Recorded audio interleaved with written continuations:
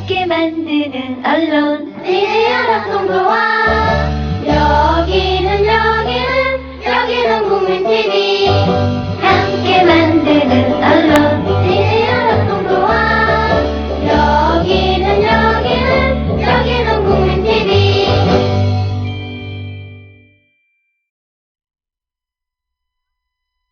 나란히 가지 않아도 우리는 하나. 세상은 힘들게 해도 우리는 조합원. 우리는 하나.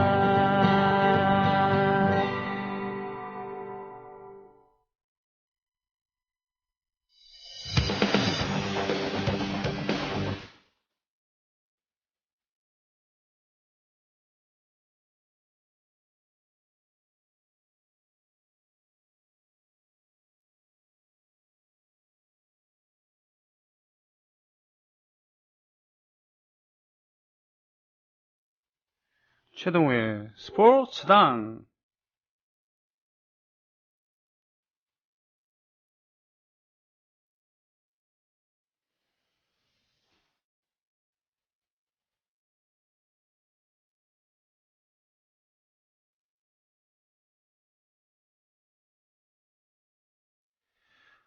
최근에 뉴스를 보니까 영국의 왕위 계승서열 5위 해리 왕자, 그러니까 윌리엄 왕자의 동생이죠. 그리고 찰스 황태자의 둘째 아들이고요. 이 사람이 10년 동안의 군 복무를 마치고 제대했다 그러더라고요. 샌더스트 육군사관학교를 나와서 소대장으로 경력을 시작해서 10년이었으니까 그러면서 전쟁 참전을 2번이나 했대요. 자기의 삼촌이며 찰스 왕세자의 동생인 앤드류 왕자에 이어서 그 사람은 포클랜드 전쟁에서 참전을 했다고 하죠. 네. 그렇게 해서 왕실에서 왕위 계승자로서 군복무를 한 그런 대를 이어서, 그렇기 때문에 지금 윌리엄 형의 그 자녀에게도 꼭 군생활을 하기를 권하겠다라고 크면은 이렇게 얘기를 했다고 합니다. 노블리스 오블리제. 네. 이분 사람들에게는 이런 그 국가에 대한 의무를 못지않게 중요한 게 운동이라고 하더라고요. 찰스 왕세자가 다이애나비랑 결혼한다 그랬을 때 이 사람이 운동 매니아라는 것을 부각을 시켰고, 그래서 그 중에서도 왕실의 왕자들 중에서도 제일 몸의 균형이 잡혀있다, 뭐 이런 얘기를 하고 그렇습니다만, 특히 팀 운동을 통해서 팀워크를 기르고 신사도를 기르고 이렇다고 하죠. 미국에서도 공부만 잘한다고 대학 입학시키는 게 아니라 평소에 활동을 얼만큼 다양하게 했느냐, 그 중에는 운동도 있더라고요. 우리나라에서는 이 팀워크를 위해서 운동을 하는 것이 아니라 어떤 때는 위계 질서를 잡기 위해서 운동을 하는 건가, 이런 느낌이 들 경우도 있습니다만, 이 얘기는 나중에 차차 하도록 하고요. 최동원 선생은 지금 도대체 제가 뭔 얘기하려고 하는 건지 어리둥절한 표정으로 와 계십니다만, 뭐 당황하신 거 아니죠? 아닙니다. 저기 찰스 황태자인가요? 황세자인가요? 왕태자인가요? 왕세자인가요? 그냥 왕자인데, 세자, 우리 식으로 따지면 세자인데. 그쵸. 그냥 그 제국의 그냥 저기니까 황태자라 보통 얘기를 하고 그랬었죠. 그분만 생각해보면 전 좀 약간 짠한 마음이 들어서. 왜요? 제가 초등학교 다닐 때에도 그분은 왕위계승 서열 1순위의 황태자였는데 아직까지도. 그렇군요. 참 장수해요. 그 엘리자베스 여왕이죠? 네, 엘리자베스 그분도 여왕. 저기 2차 대전 때 직접 참전은 했습니다. 그렇습니다. 정비공으로. 영국 왕실의 전통이죠. 네.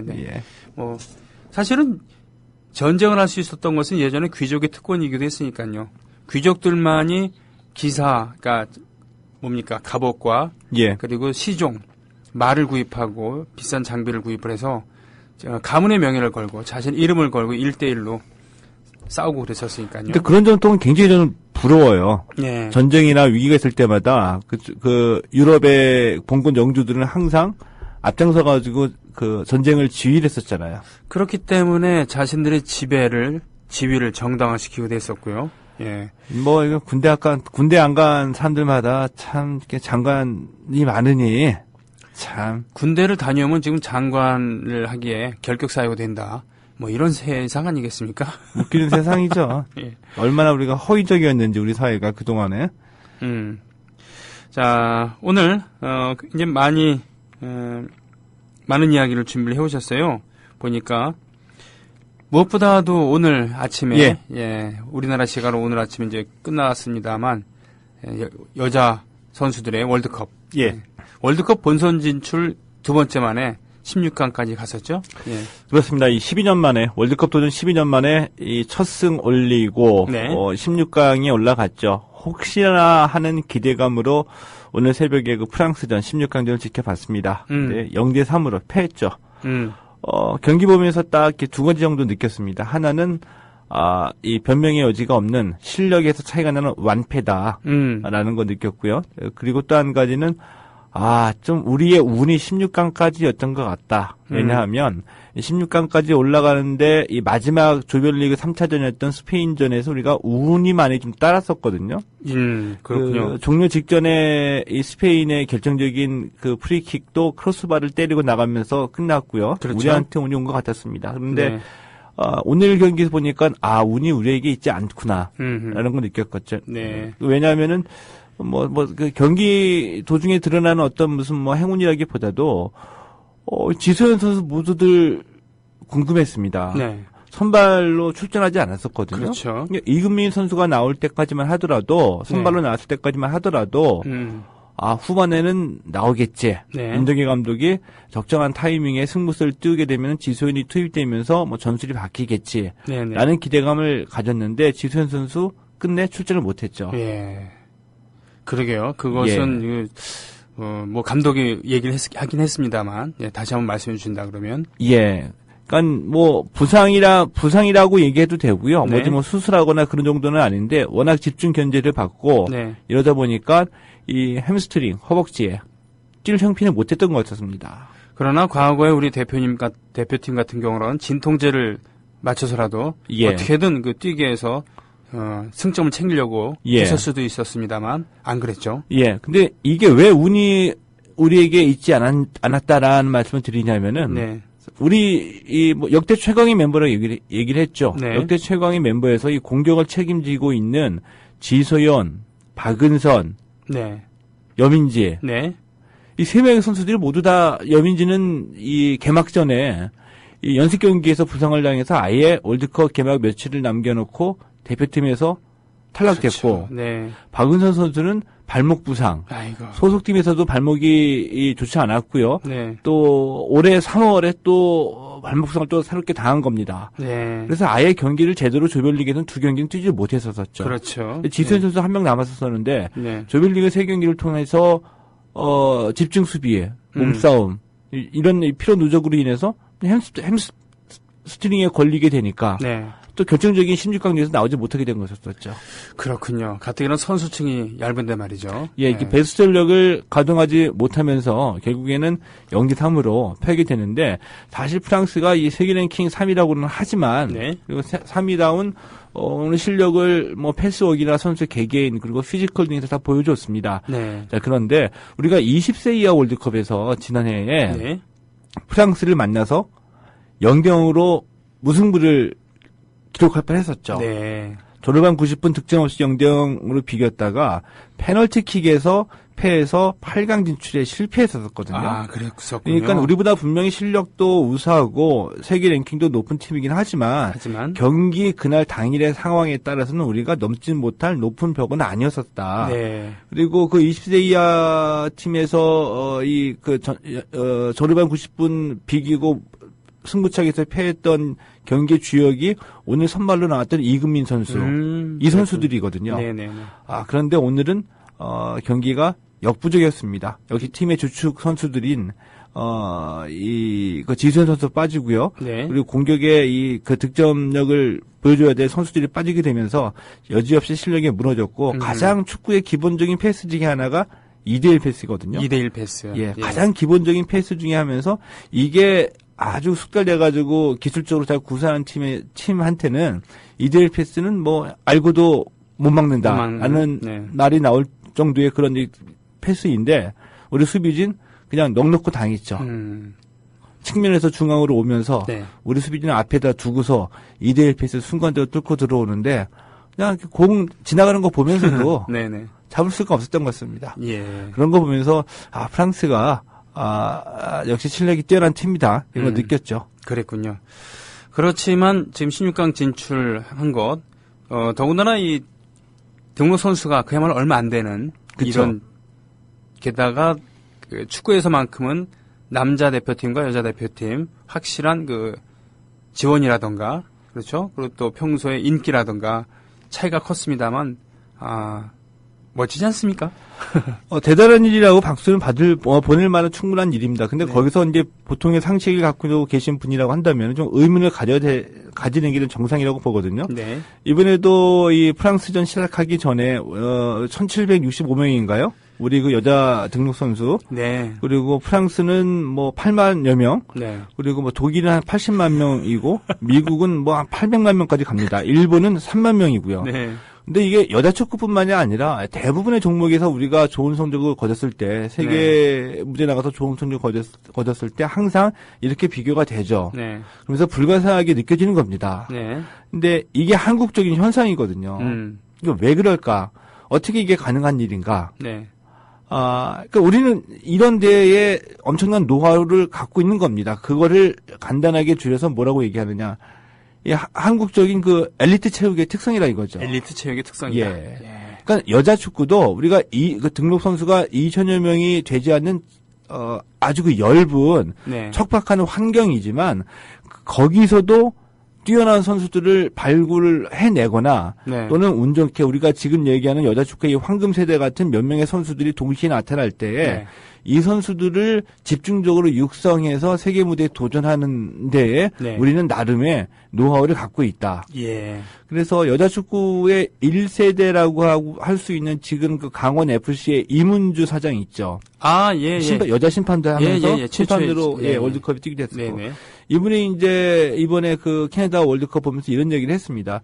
그러니까 그러니까 이분 1세대가 뛰었을 때는 이 여자 축구의 한국 여자 축구 대표팀의 실력이 남자 중학교에게도 패할 실력이 있었다. 그랬군요. 그러니까 이 세계 정상인 팀들을 보면은 이 남자 고등학교 선수들과 비기거나 지거나 이기거나 그랬군요. 이게 어필한 실력이 있었다. 근데 이번에 경기를 보니까 이 세계 정상권인 팀들의 실력은 자기가 뛰었을 때와 거의 변함없는 것 같다. 근데 우리 대표팀이 올라갔다. 네. 우리 대표팀의 수준이 올라갔다. 확실히 이렇게 얘기를 했거든요. 자, 이것을 보면은 확실히 더군다나 이 세계적으로 많은 선수들이 저변이 아주 두터운 이런 종목이 아니라 여자 축구처럼 발전해 나가는 종목에 있어서는 다른 종목들보다 집중적으로 이 엘리트 선수들을 발굴해 가지고 키워낸다고 한다면은 빠른 시간 안에 이 결과를 낼 수 있다는 거죠. 그렇군요. 네. 그렇습니다. 예. 그리고 무엇보다도 좀 깜짝 놀랐다는 게 지금 미국 여자 등록 선수 800만이라고 하셨는데 정말입니까? 그 동호회까지 전부 다 합쳐가지고요. 그렇죠. 바로 그건데 사실 OECD 국가 중에서 가장 장시간의 노동을 자랑하는 대한민국의 처지에서 생활체육은 정말 이게 좀 힘든 부분이 좀 있다. 그렇죠? 저변도 확실하지가 않고 축구장도 별로 없고 단지 축구뿐 아니라 이러저러한 아직은 엘리트 체육의 한계를 벗어나지 못하고 있다. 네, 이런 좀 안타까운 부분이 있습니다. 그렇죠? 그렇죠. 네, 알겠습니다. 아무튼 일단 손뼉 한번 S였습니다. 네, 좋은 꿈 꾸면서 오시면 좋겠고 그렇게 해서 여자 축구 16강 오늘 많이들 얘기를 하셨을 텐데 뭐 그렇지 않아도 조합원 여러분께서도 얘기해 주셨어요. 선마님, 여자 축구 이야기 좀 해주시겠어요? 태극낭자들 힘든 환경 속 수고 많으셨습니다. 라고 이렇게 얘기를 해 주셨습니다. 그래서 일단 짚고 넘어갔고요. 어저께죠? 어저께 저 충격적인 기사 봤어요. 어떤? 나가노마 겐인가? 그 일본의 축구협회장인가요? 이분이 몇 년 전에 돌아가셨잖아요. 돌아가셨는데 이 양반이 한일 월드컵 공동 개최 확정된 다음에 남미에 돈을 뿌렸다고요? 드디어 이제 올 것이 오고 있는 겁니다. 그 일단 내용을 좀 알려주시죠. 네. 그러니까 이 얘기는 사실 뭐라고 할까요? 풍문으로 또는 이 선수들끼리 돌고 네. 돌았던 얘기입니다. 시시하면서. 예. 네. 일본뿐만이 아니라 우리도 마찬가지였었죠. 네. 근데 이 스페인의 언론이 정식으로 보도를 해서 네. 좀 무게감 있게 다가온 거였었죠. 스페인의 언론이 네. 예, 스포츠 전문지이거든요. 네. 아스라는 신문이었었는데 네. 여기에서 이제 96년 한국과 일본의 2002년 월드컵 공동개최가 확정이 될 때, 그러니까 2002년 한일 월드컵 공동개최가 96년도에 이제 확정이 됐거든요. 네. 이 확정이 되자마자 직후에 일본 축구협회가 남미 축구연맹에다가 150만 달러, 우리 돈으로 한 16억 원 정도 되죠. 네. 150만 달러를 보냈다는 얘기입니다. 예. 그러면서 일본 측의 이 비리 의혹을 정식으로 제기를 하는 거였었거든요. 더더구나 문제는 그것이 남미 축구협회에서 공금으로 쓴 게 아니라 지들끼리 나눠 가졌더라고요. 물론 그때의 대부분, 이 남미 축구연맹의 이 회장이 네. 니콜라스 레오스라는 분이었는데 네. 이 양반은 120만 달러를 전문용어로 삥땅을 쳤습니다. 그렇죠. 5분의 4를 10%를 예, 인마이 포켓했어요. 근데 중요한 것은 네. 이 니콜라스 레오스라는 양반이 대부분의 신문에서 이 남미 축구연맹 회장이라는 직함으로 나오고 있거든요. 예, 근데 남미 축구연맹 회장이라는 것도 중요한 그 직함이기도 하지만 그 당시에 FIFA의 집행위원이었었습니다. 아, 그렇군요. 예. 이 FIFA의 집행위원이었었기 때문에 이 유치 결정에서 어느 정도 영향력을 행사할 수 있는 위치에 있었다, 이 얘기였었죠. 예. 근데 이것이 의미하는 것은 뭐냐 하면, 지금 블래터도, 스스로 사퇴했고요. 네. 지금 다시 권투 중리를 위해서 여러 가지 작업을 펼치고는 있지만, 그동안 제기되어 왔던 FIFA의 이 비리가, 지난달서부터 집중적으로 부각이 되면서, 스위스 검찰하고 미국 FBI가 직접 수사에 들어가지 않았습니까? 네. 이 과정을 통해 가지고 그동안 말로만 돌아다니던 FIFA 그 임원들의 온갖 비리들이 폭로가 되고 막 터지고 있지 않습니까? 그렇죠. 그러면서 이 남아프리카 공화국 월드컵 때 돈이 오고 갔다는 것들은 구체적인 증거들이 막 나오고 있는 거거든요. 네. 이러면서 주로 타깃이 이 연관된 무대가 이 카타르 월드컵하고 러시아 월드컵 유치와 관련돼서 검은 돈이 오고 갔다는 얘기인데, 네. 이렇게 이 FIFA 비리가 터지면서 간간히 네. 이 일본과 한국 얘기도 간간히 흘러나왔었거든요. 예. 근데 묻혀버렸죠. 묻혔었는데. 지금은 이제 수사의 표적이 이 카타르 월드컵과 러시아 월드컵이기 때문에. 예. 그러면서 묻혀버렸었는데 이 수사의 표적과 의혹의 눈길이 이제 2002년 대회까지 오기 시작했다는 겁니다. 근데 이것이 우리로서는 좀 심상치 않게 느껴지는 것은 이유는 네. 지난주였나요? 우리 그 정몽준 회장이 FIFA 회장 이 후보를 타진하기 위해서 네. 일단 운을 한번 띄웠었습니다. 그렇습니다. 국내에서 기자회견을 했었죠. 네. 그래서 도움될 일이 있다면 내가 나서겠다. 네. 그러면서 좀 FIFA 이 부회장직에서 낙선했기 때문에 그동안 FIFA의 주요 인물들과 교류가 없어서 이런 네. 것이 약점이기 때문에 한번 알아보겠다. 타진해보겠다. 그 유럽으로 건너갔거든요. 네. 그랬는데, 이 FIFA 회장 선거에 이 정몽준 회장이 출마하는 쪽으로 가닥을 잡았다라는 얘기가 나오고 있거든요. 그렇군요. 있는데, 만약에 정몽준 회장으로서, 정확하고 냉정하게 고려해야 될 게, 이 FIFA 회장 선거에 나섰다가 정몽준 회장이 오히려 엄청 망가질 수도 있다. 네. 왜냐하면 짐작이 충분히 가죠. 그렇죠. 네. 이 회장 선거에 나와서 어떤 대립 구도가 벌어졌을 때 저쪽에서 이 선거 경쟁에서 정 회장을 눌러 앉히기 위해서 그동안 보관해왔던 알고 있었던 2002 한일 월드컵과 관련된 이 비리나 의혹들을 터뜨리면 네. 한 방에 갈 수 있다는 거죠. 그렇군요. 분명히 한 발 앞서간 한 두어 발은 앞서간 일본을 뒤따라가면서 예. 월드컵 공동 개최를 위해서 정말 그 무심양면으로 엄청나게 밀어붙이지 않았겠습니까? 밀어붙였죠. 네. 밀어붙였고, 뭐, 본인이 스스로 간접적으로 증명을 했죠. 네. 그 서울시장 선거에 나왔을 때, 네, 네. FIFA에서 이 미스터 정이 있었기 때문에 한국이 개최하고서 4강까지 올라갔다. 그는 엄청난 그 돈의 위력을 과시했다라고 얘기를 했는데, 이 정도면 제가 대단한 사람 아닙니까? 그러게 말이에요. 네, 그게 사실이라면, 이렇게 하면서. 네. 그런 식으로 간접적으로 얘기를 했는데, 네. 우리가 이걸 잘 봐야 됩니다. 그러니까, 이 정 회장이 기자회견을 통해서 이 FIFA 회장 선거에 출마하겠다는 것을 의사타진, 나름대로 바로미터를 내밀어서 여론을 한번 검증을 해봤을 때, 의외로 여론이 그렇게 호의적이지만은 않았습니다. 아, 우리 국내에서도.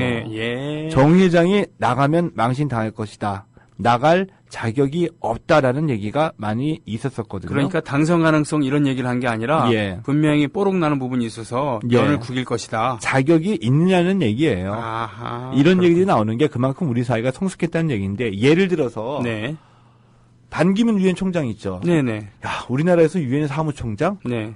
반기문이 어떤 인물인지 어떤 인간인지 그동안의 행적이 어떻게 되는지는 관심 없습니다. 그렇죠. 알 수도 없고요. 네네. 그저 유엔의 사무총장, 세계의 대통령이네. 그래서 모두들 반기는 분위기이면서 우리 모두가 한 마음 한 뜻이 돼서 유엔 사무총장이 될 수 있도록 한국 최초의 유엔 사무총장을 탄생시켜야지. 네. 이런 분위기였었잖아요. 그렇죠. 네. 그렇죠. 네네. 그러면서 대번에 이 대선 후보까지 올라가기도 했는데, 전 세계 축구인들의 대통령이라고 표현을 하죠. FIFA 회장을. FIFA 회장에 해볼 만한 사람인데 정몽준이 나가겠다는 마음을 굳히고 있다라고 했을 경우에 이런 식으로 본다고 한다면 한국에서 도와줘야지 되죠. 그렇죠. 이전까지 분위기였다고 한다면. 그러나 정몽준 회장에게 자격이 있느냐 라고 묻는 뭐라고 할까 양심과 원칙의 목소리들이 나오고 있다는 얘기죠. 그렇군요. 정 회장은 블래터와 굉장히 서로 이제 견제와 질시 속에서 같이 성장을 해왔습니다. 네. 블래터가 먼저 피파에서 입성을 했기 때문에 블래터의 도움이 필요했었고요. 그리고 피파의 부회장까지 올라가는 동안에는 반 블래터 진영의 중심이었던 유럽 축구 연맹의 도움이 필요한 경우가 많이 있었기 때문에 유럽 축구 연맹의 도움을 받기 위해서 유럽 축구 연맹의 손을 들어주는 경우가 많이 있었기 때문에 블래터와 척을 지는 경우도 많이 있었었거든요. 그렇군요. 그런데 2002년 월드컵과 부회장 선거 때에 정몽준 회장이 과연 개혁을 주장할 만한 입장이었었냐. 반 블래터라는 그런 입장 포지셔닝 때문에 단순히 개혁의 이미지를 갖고 가는 것은 너무나 코미디 같은 일이다. 이런 얘기죠. 반 MB가 된다 그래갖고 개혁적인 것은 아니다. 똑같은 얘기입니다. 반 MB 부르짖으면서 박근혜가 뭐 이럴 수도 있는 거니까. 그렇군요. 알겠습니다. 그렇게 해서 정몽준 그렇군요.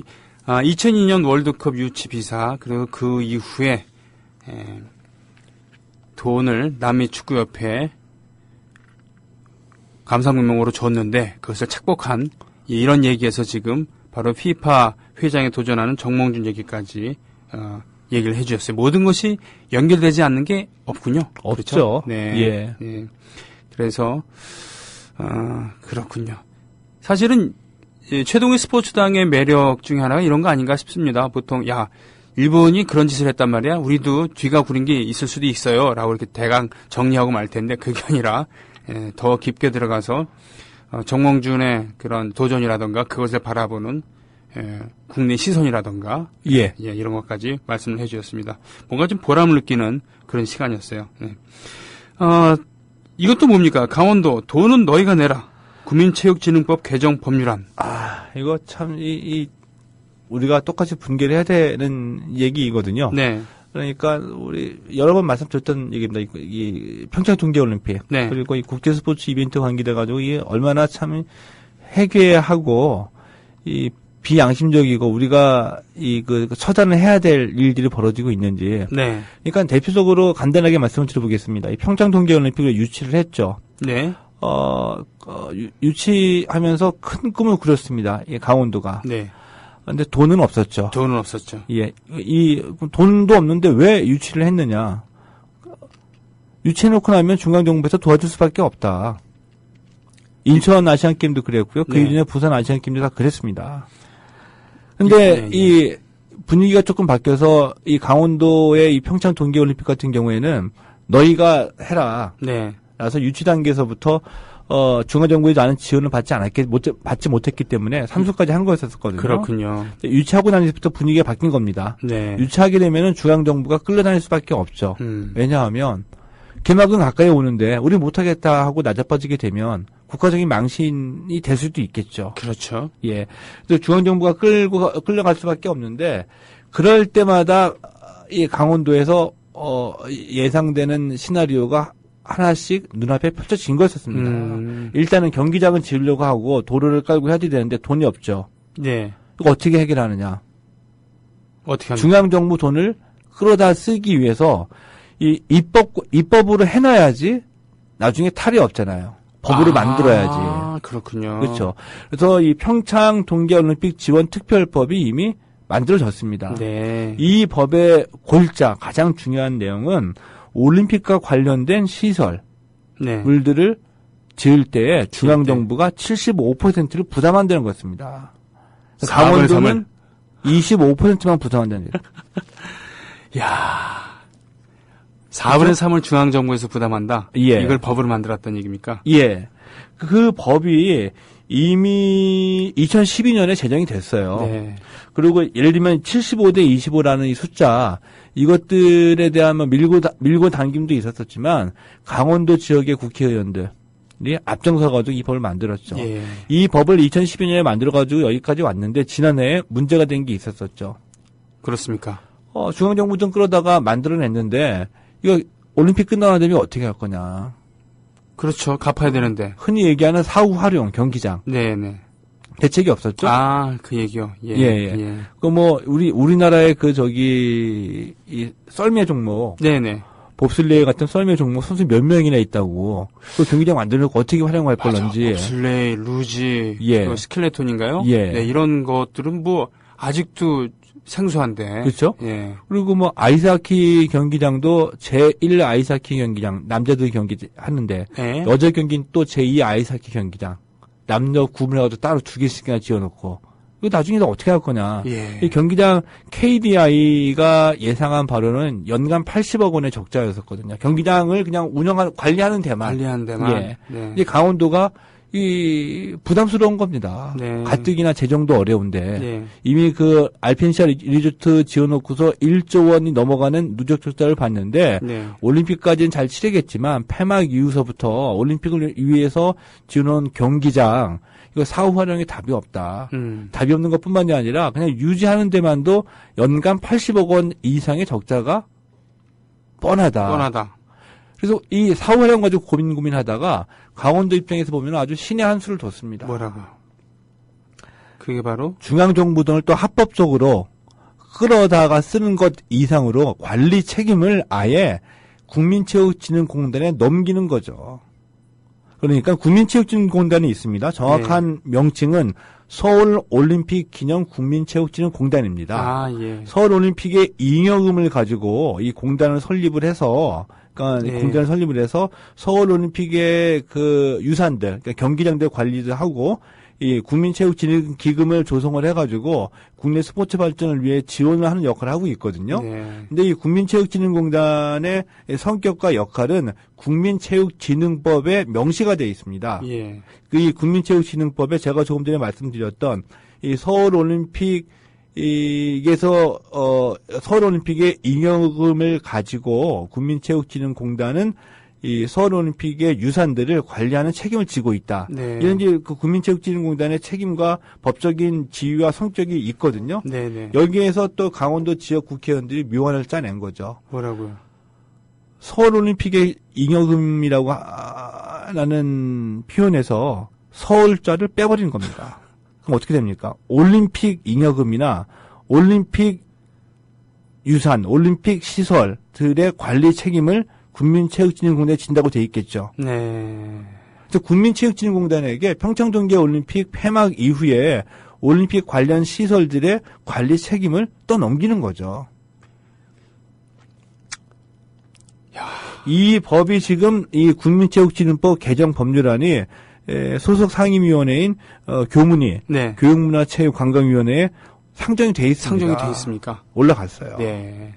그러니까 이게 결국은 사고는 지들이 치고서 뒷수습은 중앙정부, 더 나아가서는 결국 국민들의 세금이거든요. 세금으로 하겠다. 그렇게 하지 말라 그러는데. 이게 이렇게 되면 참 웃기는 상황이 돼버리는 겁니다. 어떻게 되냐면은 지자체 있죠. 지자체는 일단 유치만 하면 돼요.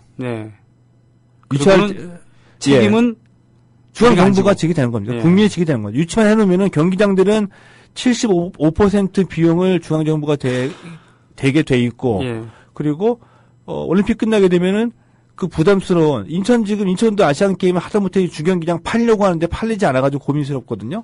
이런 경기장 관리 책임은 국민체육진흥공단에 가 있고, 그러니까 지자체가 최악의 경우엔 우후죽순으로 올림픽 따갖고 오기만 하면은 됩니다. 아이고.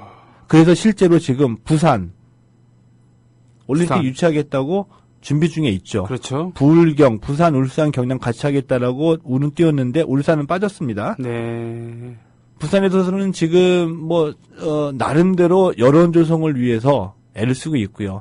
인천도 호시탐탐 기회를 노리고 있죠. 그렇군요.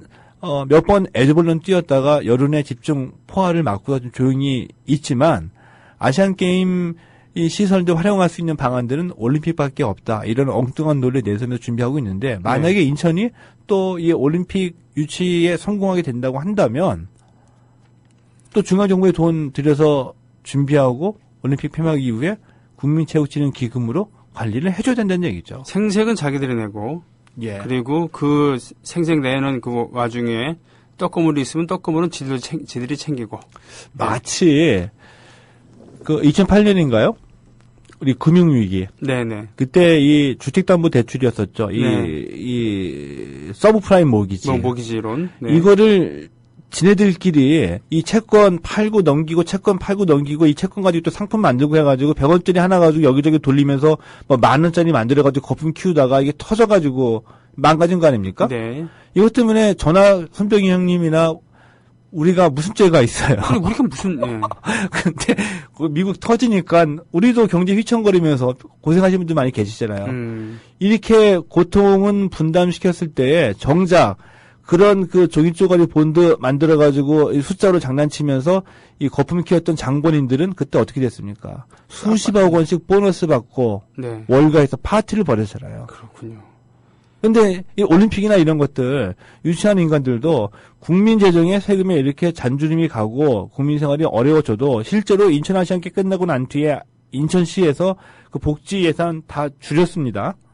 이렇게 피해를 가는데도 정작 그중에 파티를 즐기는 인간들은 있을 것이다. 하다못해 우리가 흔히 예상할 수 있는 토건족들은 돈이 돌죠.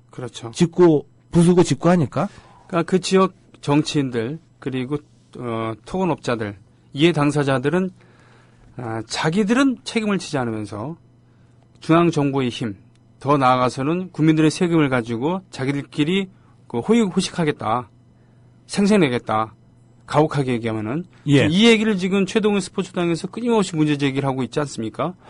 근데 저는 이게 올림픽을 무조건 반대하는 건 아니거든요. 근데 이제 그 올림픽의 활용에 따라서 이제 경제 발전에 도움이 되는 그 모멘텀 역할을 하는 것도 분명히 있습니다. 근데 가장 결정적인 이유 중에 하나가 이게 어느 날 갑자기 불쑥 나타나요. 인천시에서 갑자기 올림픽 개최 한번 해보자. 또 부산시에서 갑자기 올림픽 개최 우리가 이 로드맵까지 다 짜놨다. 이게 어느 날 갑자기 불쑥 나타나는 것이 전혀 근거도 없이, 그러니까 지자체장들을 중심으로 한 몇 명이서 정치적인 계산 이해를 따져가지고 만들어낸다는 얘기인데, 그 이후로 이게 성장해서 확대돼가는 과정에서 시민사회나 전문가들의 논의 과정이 전혀 없다는 거죠. 그렇군요. 알겠습니다. 지금 아직은, 그러니까 이제는 무조건 세계기구 수장으로 출마한다. 그래서 자 힘을 다해서 밀어주자. 뭐 이런 것은 이제 지났다. 그 정도의 그 시민 의식, 그 정도의 그런 어떻게 보면 자신감, 이런 것은 이제 갖춰져 있다고 하는데 이제 더 나아가서는 무작정적인 국제대회 유치 이것에 대해서 광범위한 공감대가 생기고 타당할 경우에만 유치전에 뛰어들고 그것을 용인해주는, 그리고 책임도 알아서 지게 만드는 이런 쪽으로 이제는 발전해야 되지 않을까 싶은 생각이 드네요. 네. 책임지게 만드는 것도 지금 국제경기대회 지원에 관한 법률 등에 의해서 네. 절차가 있거든요. 네. 지켜지는 거 하나도 없습니다. 지네들끼리. 우리가 그래서 지난해 인천아시안게임 끝나고 난 다음에 요구했습니다. 네. 근데 인천아시안 얼마 전에 또 나왔죠. 인천시에서 아시안게임 관계자들 포상하고. 네네네네. 그때 우리 보도했었죠. 예. 참. 웃기는 일이죠. 알겠습니다. 지금 한숨 소리가 지금 여기까지, 좀 마주보고 있는데, 들리고 있습니다. 최동원 선생의. 아니, 아직도 그런 사람이 있어요, 근데? 술자리에서, 예? 스포츠 단체 간부가. 예. 무릎 꿇으라 그래 놓고서는 무릎 안 꿇는다고 컵을 던져갖고는 부상을 입혀요. 그러니까 아직도 멀었어요, 체육계는. 예전 기억에, 그러니까, 이 무릎 꿇으라고 해서 못하겠다고 하니까 맥주잔 던져서 얻어맞은 분이 나이가 62살이거든요. 그래요. 예. 그러니까 저 이 기사 처음 본 순간에 아주 옛날 일이 생각이 났습니다. 무슨 뭐 국방위 회식 사건이라고 해가지고 80년대에 예. 국회의원들끼리 이 국방위원회 의원들이 그러니까 감사를 나간 거죠. 국방부나 뭐 이 군 관계자들 끝나고 난 다음에 술 마시고 하다가 너가 세냐 내가 세냐 하다가 지네들끼리 맥주잔 집어 던지고 맞아요. 국회의원들이랑 장군들이. 예. 80년대에 있었던 일입니다. 그 80년대 말인가 90년대 총괄했던 그런 게 있었어요. 네, 기억이 납니다. 스포츠계 아직도 80년대예요. 아. 조폭입니까? 무슨 뭐 대한유도회가 아니라 대한조폭회입니까? 그 회장이 마음에 안 든다고 일단 무릎 꿇어라. 아니 그분이 저기 경기인 출신이 아니죠? 경기인 출신이 아니죠. 기업인 출신인데. 뭐 숙취해소제. 여명 808인가? 네네. 예, 그 기업인 출신인데 기업인들이 대부분 또 이 스포츠 단체를 많이 맡고 있죠. 그렇죠. 자신의 어떤 그 사업에 도움이 되기도 하고, 또 명예를 누리기도 하고, 또 사람 부리는 재미도 또 느껴지 되니까 이런 짓들 많이 합니다. 근데 이 시작이 어떻게 됐냐면은 어제 이 뉴시스 예, 민간 통신사죠. 있죠. 예, 뉴시스에서 일종의 특종으로 먼저 나온 것입니다. 저 이 제목 보고 또 이런 일이 또 발생했군 이런 느낌 받았었거든요. 제목이 대한유도회장 충성맹세 안 했다 임원 폭행 무리. 그러니까 남종현이라는 대한유도회 회장이 이 첫 번째 나온 기사 내용만 요약을 하겠습니다. 이 철원에서 전국 실업 유도 최강전이 열리고 있는데 이 끝나고 난 뒤에 이제 회식을 하게 된 겁니다. 철원 지역의 지역 유지들 그리고 대한유도회 임원들 하고 이 회식을 하면서 이 지금 현안이 걸려있는 게 있는데 이 유도회 현안을 두고서 파가 갈려졌거든요. 여기에서 이제 이 대한유도회 감사를 맡으면서 이 산하 단체입니다. 이 중고연맹 회장직을 맡고 있는 이 A 씨한테 너가 나한테 대들고 있는 놈이지.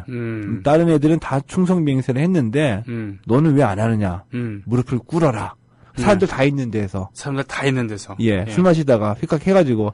이건 사람들 다 있는 데에서 술 마시다가 이렇게 한다는 얘기는 평소에 얼마나 안한 무인이었는지 충분히 짐작할 수가 있죠. 그러게요. 그러니까 62살 된 이분이 못하겠다고 하니까 들고 있던 맥주잔을 얼굴에다 던진 거였습니다.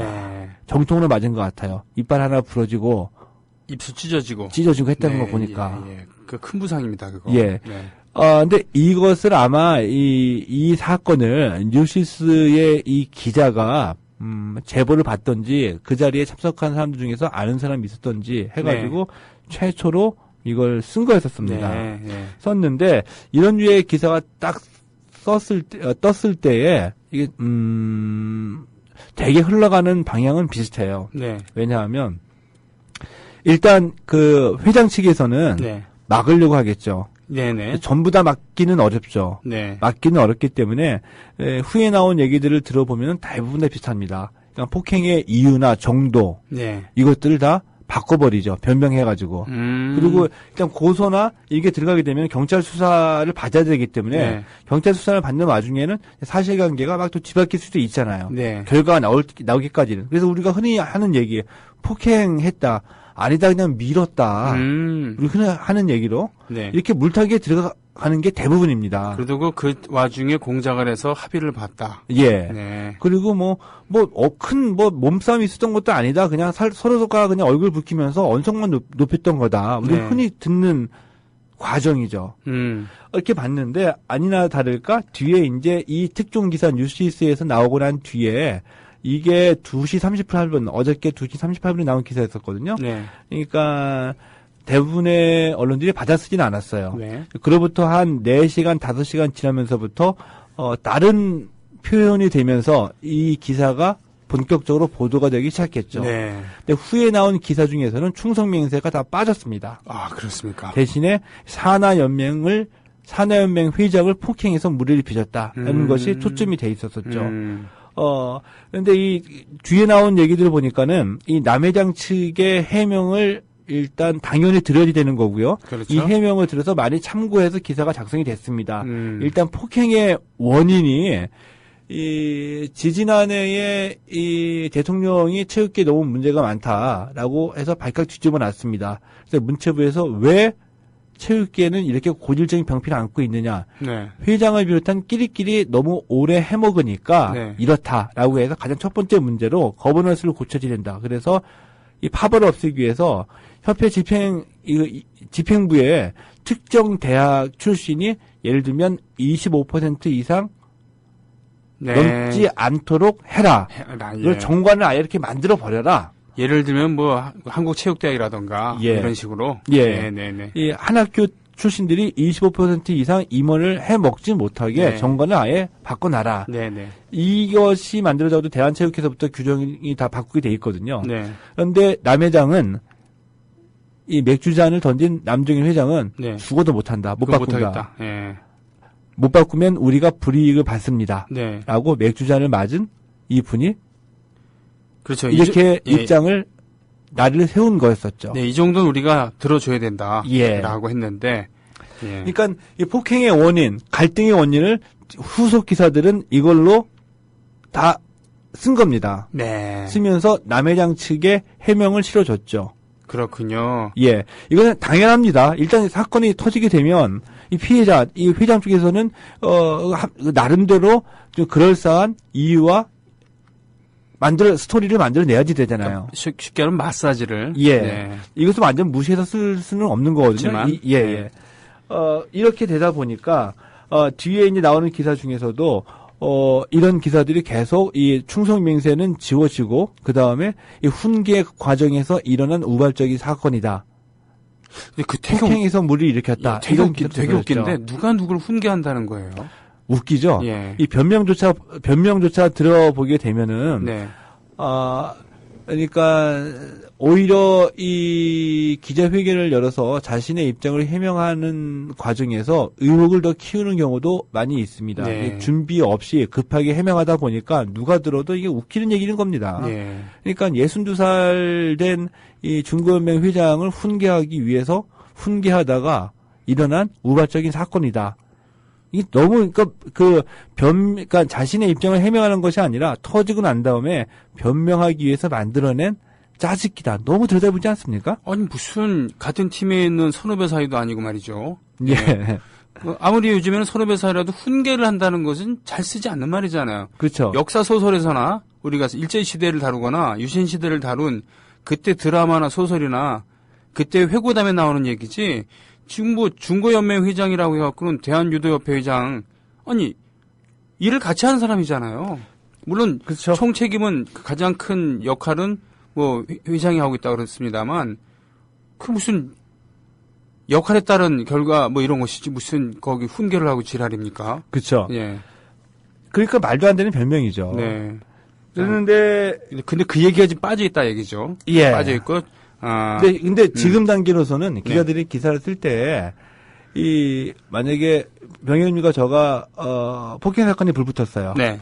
제가 엄청나게 맞았어요. 네. 근데 내 얘기만 계속 다 듣고 쓰다 보면, 이게, 내가 고소를 했는데, 내 얘기만 계속 쓰다 보면, 흥분해서, 네.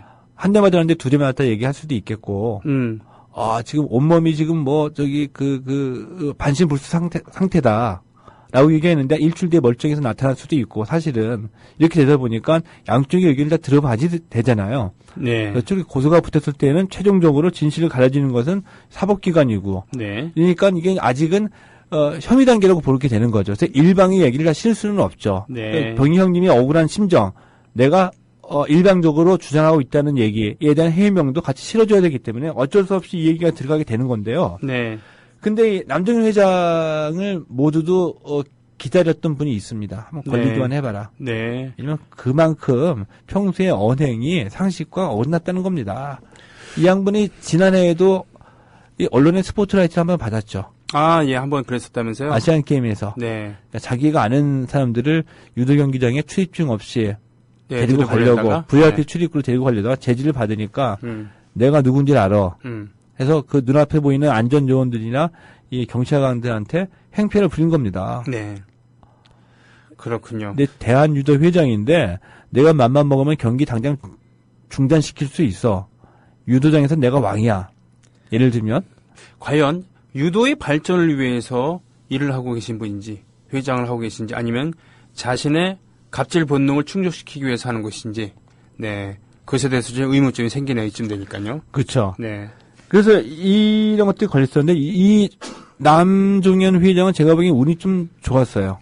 지금 메르스다, 기타 등등이다라고 해가지고 지금 뭐 이렇게 크게 좀 주목 받지는 않고 있거든요. 네. 근데 예를 들면 어떻게 보면 우리가 그 지난해에 벌어졌던 여러 가지 그 갑질 사건들, 네네. 뭐 땅콩이나 아니면은 뭐 남양유업 일이라든지 이런 것들이 어떻게 보면은 그동안에 뭐 수없이 벌어졌던 사소한 일일 수도 있는데 네. 이것이 국민 감정에 폭발시켰던 결정적인 계기가 있었기 때문에 크게 번져가지고 책임을 지게 된 것이었거든요. 그렇군요. 저는 이 남정현 회장의 이런 일들도 그와 못지않게 폭발성을 갖고 있다고는 봅니다. 그렇군요. 근데 메르스 기타 등등 해가지고 이게 별로 주목받지 못했기 때문에 남정현 회장은 그 평소에 언행에 비춰가지고 상당히 그래도 저의 그 책임을 지는 상황에서 좀 비껴가 있다라고 좀 보는 거죠. 알겠습니다. 지금 미디어 비평 시간에 해주신 이 얘기.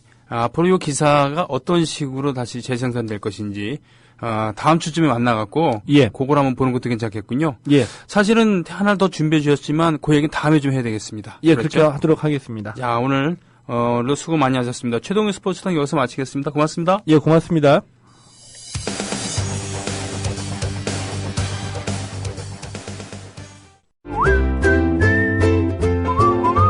국민라디오 팟캐스트 응원하는 가장 쉬운 방법 아시나요? 다운로드하기, 별점 주기, 댓글 달기, 구독하기. 국민라디오 팟캐스트 널리 알리는 가장 쉬운 방법 다운로드하기, 별점 주기, 댓글 달기, 구독하기. 기억하세요. 다운로드하기, 별점 주기, 댓글 달기, 구독하기.